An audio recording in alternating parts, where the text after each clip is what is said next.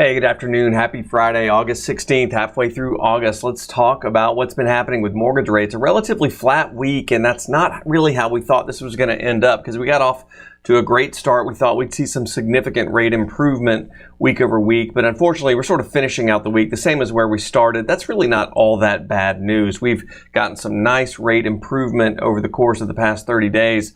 But what's in all of this detail is that we got some really encouraging news about inflation with the producer price index on Tuesday.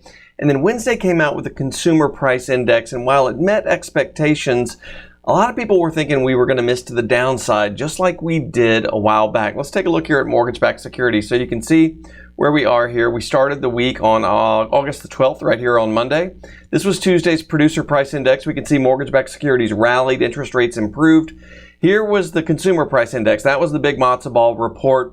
Really came in right at expectations. So we didn't see a lot of improvement or degradation. We kind of held serve here. And then this was Thursday. This is kind of when we gave it all back. This is where we thought we might finish out the week on better footing, but we're kind of finishing out where we started. And this is because of retail sales. Retail sales have been on a steady decline since February until the most recent report that came out on Thursday, where we showed this sharp spike in consumer spending. And, you know, one report does not a trend make. We'll have to see if this carries forward, but largely the consumer has blown through the pandemic era savings, but we still do have a pretty robust jobs market. In fact, we still have a couple of million more job openings countrywide than we have people who are looking for work. So ultimately, if you got a labor market that's still remaining relatively strong, perhaps you're going to see these occasional spikes in consumer spending, especially in the heart of summer.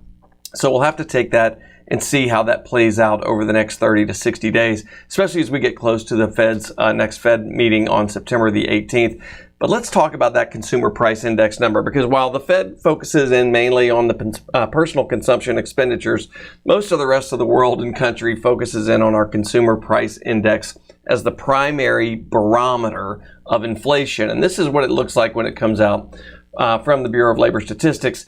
This is all of the numbers added up month over month, and you can see all the different stuff that we measure in terms of how much it increased or decreased in price. Electricity, piped gas service, commodities, including apparel, vehicles, trucks, alcoholic beverages, tobacco. And then we get to this one right here. This one right here is shelter, and as you can see, as part of the overall CPI or consumer price index number, shelter has a heavy hand. In fact, it has the heaviest hand of any of these. It is 36.3% of the total consumer price index number.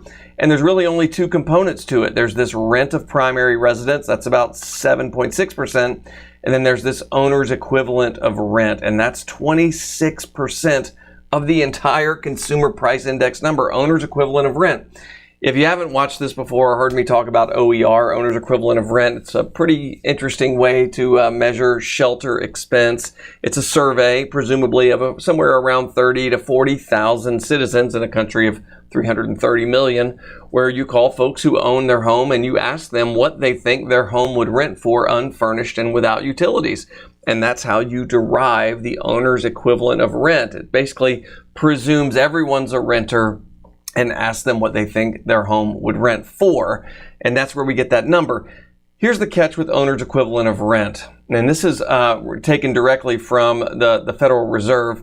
This red line, or this amber line, is the overall consumer price index number, the measure of inflation that we're talking about.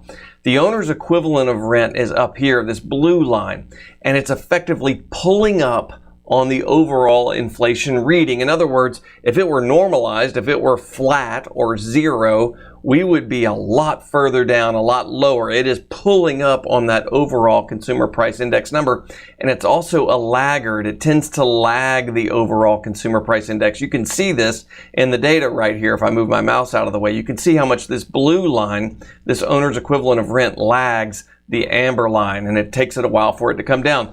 Matter of fact, there are many economists, many analysts who think this is not a very effective way to measure shelter or rent inflation. If you go and compare it against some other measures of rent inflation, we've got down here the Zillow Rent Index, for instance. You can see the Zillow Rent Index is right here. That's that orange line, owner's equivalent of rent, or the CPI rent is all the way up here. This is that yellow line. And then you've got the new tenant rent index, which is plummeting here over the last couple of months. Very different from what you see with the owner's equivalent of rent. So ultimately, what you're showing here is that owner's equivalent of rent is pulling up on that overall inflation number. One more report for you to take a look at here.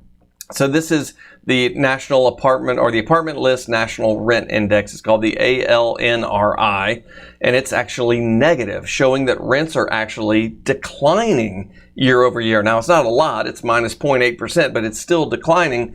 But you've got the CPI rent of primary residence and the owner's equivalent of rent that are pulling up on that overall number. So they're a little bit behind the game. They are laggards. They're the last car on the roller coaster as it pertains to inflation. And they're one of the reasons why we came in right at consensus estimates this week instead of coming in much, much lower.